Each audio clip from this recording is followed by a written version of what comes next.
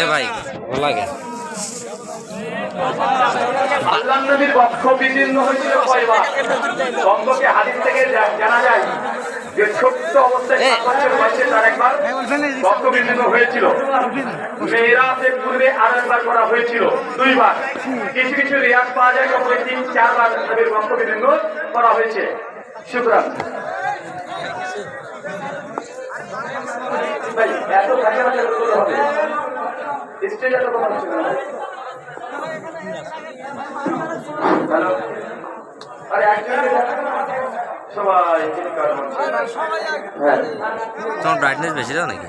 মহান আল্লাহ বলেন, তোমরা আল্লাহর রজ্জু শক্ত করে ধরো, পরস্পর বিচ্ছিন্ন হয়ে না।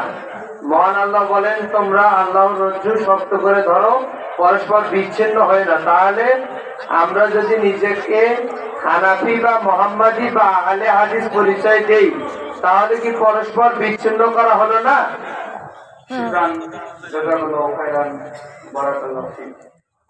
এক ভাই খুব সুন্দর আলোচনা করেছেন, বর্তমান প্রেক্ষাপটকে রেখে। আল্লাহ সুবহানাহু ওয়া তাআলা কোরআনুল কারীমে বলেছেন, সূরা আলে ইমরান সূরা নম্বর 3 আয়াত নম্বর 103, ওয়া তাসিমু বিহাবলিল্লাহি জামিআন ওয়া লা তাফাররাকু। ভাই এত কথা বলুন, এ ভাই ওখানে নাম দাও না, এ ভাই বেশি লোক বলে নেবে না, ওখান থেকে নামে। প্রশ্ন হচ্ছে, আল্লাহ তো কোরআনে বলে দিয়েছেন আল্লাহর রসুলকে আঁকড়ে ধরো, পরস্পর বিচ্ছিন্ন হয়েও না। এখন যদি নিজেকে হানাফি, শাফি, মালিকি, হাম্বলি, আহলে হাদিস দাবি করি, তাহলে কি বিচ্ছিন্ন হলো না? দারুণ প্রশ্ন। তবে প্রশ্নের মধ্যে একটু ভুল হয়েছে। অবশ্যই আল্লাহর রসুলকে আঁকড়ে ধরেন। আল্লাহর রসুল কি কথা বলেন? কোরআন এবং হাদিস। আল্লাহ রসুলকে আঁকড়ে ধরো, পরস্পর বিচ্ছিন্ন হয়েও না, মানে কোরআন হাদিসকে আঁকড়ে ধরো। আর যদি ধরো তাহলে কি হবে? বিচ্ছিন্নতা আসবে না। কিন্তু আমরা তো কথাই বলছি যে আমরা কোরআনের হাদিসকে আঁকড়ে ধরবো। বিচ্ছিন্নতা কখন আসে? যখন আমি বলি যে সহিহ মুসলিম শরীফে এই হাদিস আছে, নবী এটা করেছে। আর একজন যখন বলছে যে ভাইজান তোমার মুসলিম শরীফ বাদ দাও, আমার মওলানা শরীফ এই কথা বলেছে, হচ্ছে না ভাইজান? আমি বলছি মদিনাতে এমন চালু আছে, আল্লাহর নবী তিনি এই কথা বলেছেন, ওটা তোমার মদিনা রাখো, আমার বাগদাদ শরীফে এই কথা চলছে। আছে না নাই? আছে। তার মানে বোঝা যাচ্ছে যে মতভেদ তখন হয় যখন কোরআন এবং হাদিসকে বাদ দিয়ে তৃতীয় কোনো পক্ষকে মানতে চান। কোরআন এবং হাদিসকে যদি আপনার মধ্যে দলে দলে বিচ্ছিন্ন হওয়ার আশঙ্কা নাই। এখানে দ্বিতীয় একটা পয়েন্ট মনে রাখবেন, সব দল আর আহলুল হাদিস এই দুটো মিলালে হবে না। সব দল আর আহলুল হাদিসকে মিলালে হবে না। আহলে হাদিসরা তাদের মূল দাবি কোরআন ও হাদিস মেনে চলে। অন্য মাযহাবের দাবি, যেটা আমাদের মাযহাবি ফাতোয়া যেগুলো আছে সেগুলোই মেনে চলে। তাদের কোরআনের বিরুদ্ধে যাক, হাদিসের বিরুদ্ধে যাক, আমাদের দেখার দরকার নাই। এটাই তাদের মানহাজ। কিন্তু আমাদের মানহাজ কি তাই? তোরা বলেন না। এখন আমরা তো কথাই বলছি আল্লাহর রসুলকে আপনি ধরেন, দাওয়াত তো এটাই। এখন দাওয়াত আমরা বলছি না আহলুল হাদিস। আহলুল হাদিস মানে কি বলছি আপনাকে? মানে কোরআন ও হাদিসের আমরা অনুসারী। আপনি যে আয়াত পেশ করেছেন এই আয়াতটা আমাদেরই দলিল। এই দলিলটাকে সামনে রেখে বলছি যে ভাই ওয়াতাসিমু বিহাবলিল্লাহি জামিআন ওয়া লা তাফারাকু, তোমরা আল্লাহর রজ্জু আঁকড়ে ধরো, কোরআন হাদিস নিচে নক দাও, এটা আমাদেরই দাওয়াত। আমরা বিচ্ছিন্ন হই না। কোরআন হাদিসকে ছেড়ে দিয়ে যারা মাযহাবের, যারা পীর সাহেবের রজ্জুকে আঁকড়ে ধরতে গিয়েছে তারা তো বিচ্ছিন্ন হয়েছে। আমরা কি বিচ্ছিন্ন হয়েছি? আমরা তো জায়গা মতোই আছি রে ভাই, আমরা তো জায়গাতেই আছি। তাই এটা আর কোথাও অভিযোগ আসে না। এখন একটা হিন্দু ভাইয়ের প্রশ্ন, প্রধানমন্ত্রীর একজন ইয়ে আসে, মেহমান আসে, প্রতিনিধি, একটু সালাম দিন।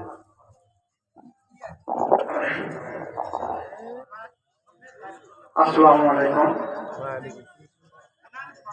আজকে নাজিরুজ্জামান নিশাদ আপনাদের মাঝে উপস্থিত হতে পারিনি, যেহেতু মামা দেশের বাইরে আছে, আমেরিকান আছে, তার প্রতিনিধি হিসেবে আমি মহিলা সংগঠন আপনার জীবন ইউনিয়ন ছাত্রদলের সভাপতি।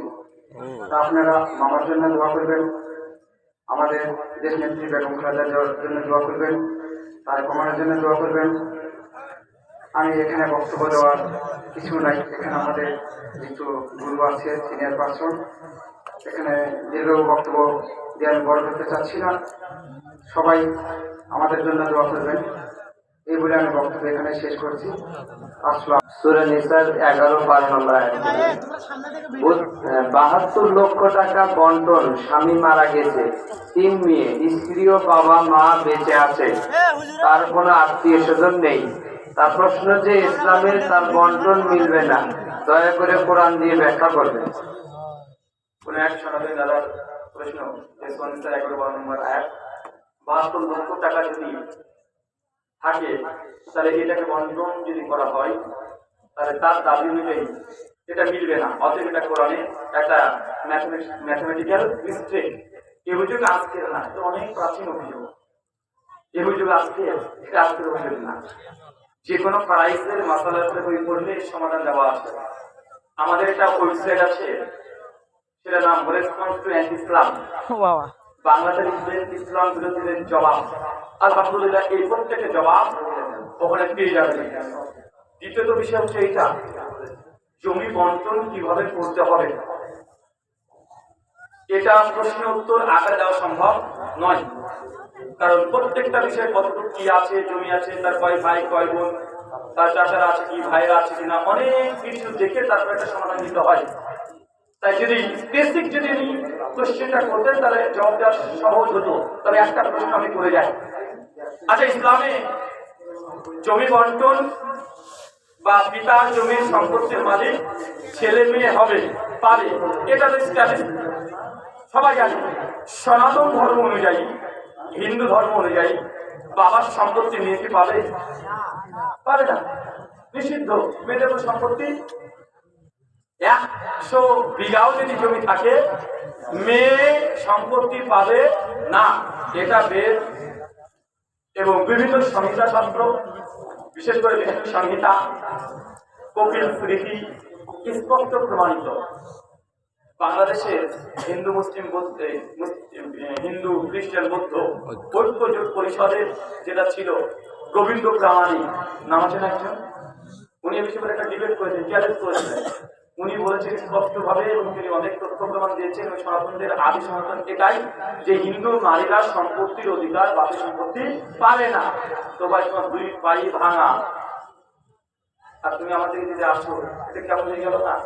আর তারপরেও এই প্রশ্নটার একাধিকবার আমাদের দেওয়া আছে, তাই স্পেসিফিক যদি কোশ্চেন না করে জবাব আমি কি দেবো? পরিবর্তন নিসার 10, 11, 12 পরপর আয়াতে 72,000 টাকা থাকলে এটা মিলবে না। কি মিলবে না? কারণ আমাকে দিতে হবে অঙ্কটা, যে এটা করলে এটা মিলবে না, তাই না? তারপরে আমি আস্তে আস্তে করতে পারবো, কেন এখান থেকে অনেক অভিযোগ আছে। এই অভিযোগ প্রথম করেছিল অরুণ সুরি, কে কথা বলেন? স্যাটানিক হাতি লাগে ভার্স কোরআন মাজিদ একটা বই লিখেছিল না, প্রথম অভিযোগ ওখানেই করেছে। আর এটা যেমন আলহামদুলিল্লাহ একটা জাতি, আলহামদুলিল্লাহ 4 বছর হয়ে গেল এখনো এই বইটা নিয়ে একটা জবাব তো দূরে কথা বলার হিম্মত দেখায়নি, আর ইনশাআল্লাহ কি আমার কোনো দেখাতে পারবে না। 2 আরেকটা বই আছে নিয়ে আমলের ফজিলত, কোন আমল করলে কি ফজিলত আছে। আরেকটা বই আছে আহলে হাদিস হানাফি দ্বন্দ্ব নিরসন, হানাফিদের সঙ্গে আহলের অনেক মাসালায় দ্বন্দ্ব, প্রায় 35টা মাসালা নিয়ে বইটাতে আলোচনা করা হয়েছে। আরেকটা বই আছে তাকলিদ ধারতি নিরাসার, মাযহাব মানা যাবে কি যাবে না, তারা মাযহাব মানার পক্ষে যে দলিল যুক্তি তথ্যগুলো দেয় সবগুলো পোস্টমর্টেম করা আছে এই বইটাতে। এবং আমরা যে তাকলিদ মাযহাব মানি না, কেন মানি না, তার প্রায় 20 খানার উপরে দলিল প্রমাণ কোরআন এবং হাদিস থেকে দেওয়া হয়েছে। আরো বই অনেকগুলো আছে। আরেকটা বই আছে হাত কোথায় বাঁধবেন, প্রায় 400 পৃষ্ঠার বই, কিন্তু হাত যে পুকুরের উপরে বাঁধবে তার পক্ষে 400 পৃষ্ঠার বই, কথা বুঝতে পারলেন না? এই বইটা ছিল উর্দুতে, আনাদুল বাদর সিংহে পার হাত বাঁধবে কি মাতাম। বইটা লেখক হচ্ছে আমাদের উস্তাদ, এখন জীবিত আছে, বেফাইতুল্লাহ সেনামিলি হাফিজাহুল্লাহ। বইটা ছিল উর্দু ভাষাতে, প্রায় 954 পৃষ্ঠার বই ছিল। তো আমি মনে করলাম যে না, মানে একটা এই বিষয়ের উপরে ঐতিহাসিক বই তার মতো বই আর উর্দুতেও নাই, আরবিতেও নাই। তো ওই বইটাকে মুক্তাসার করেছি, মুক্তাসার করে 400 পৃষ্ঠা নিয়ে এসেছি। কিন্তু বুকের উপরে হাত বাঁধবে এই বই, এর উপরে যত অভিযোগ আছে সবগুলো বইটাতে খণ্ডন করা হয়েছে।